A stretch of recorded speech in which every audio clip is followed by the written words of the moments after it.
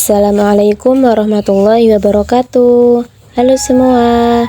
Di sini saya akan menjelaskan tentang filsafat pendidikan oleh Ki Hajar Dewantara. Sebelum itu, di sini saya akan memperkenalkan diri saya terlebih dahulu. Perkenalkan, nama saya Adib Zaimatus Sofi dengan NIM 202426000507. Di sini saya membuat video tentang filsafat pendidikan Ki Hajar Dewantara untuk memenuhi tugas mata kuliah filsafat pendidikan. Disimak baik-baik ya. Pertama, saya akan memperkenalkan tentang biografi singkat terlebih dahulu.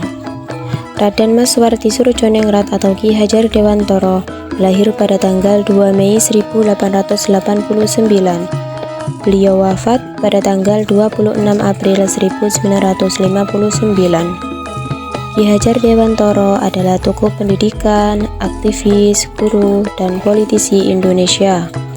Ia dikenal sebagai pelopor pendidikan nasional dengan mendirikan perguruan taman siswa, lembaga pendidikan pertama yang memberi kesempatan belajar bagi pribumi. Atas jasanya, ia diberi gelar Bapak Pendidikan Nasional dan tanggal lahirnya diperingati sebagai Hari Pendidikan Nasional.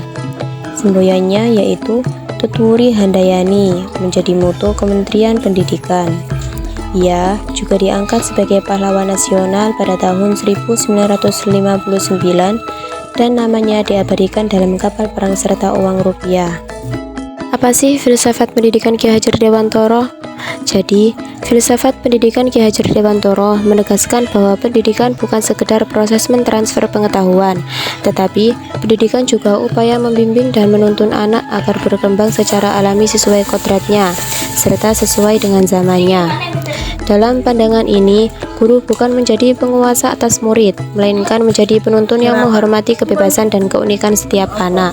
Tujuan pendidikan menurut Ki Hajar Dewantara yaitu memerdekakan manusia, bukan hanya merdeka secara fisik, tapi juga merdeka dalam berpikir, merasa, dan berkehendak.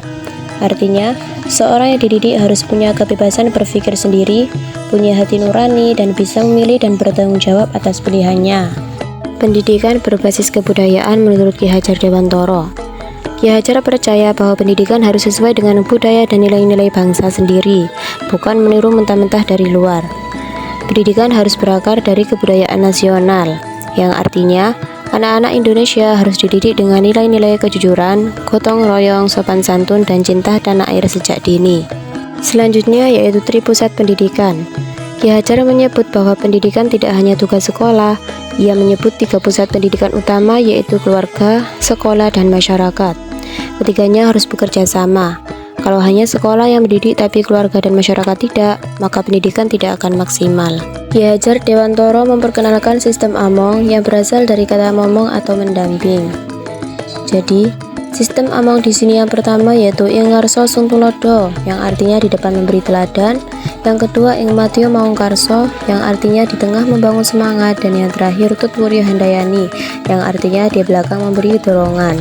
Pendidikan sepanjang hayat menurut Ki Hajar Dewantara adalah pandangan bahwa pendidikan itu tidak berhenti di sekolah saja, melainkan berlangsung seumur hidup, sejak lahir hingga akhir hayat.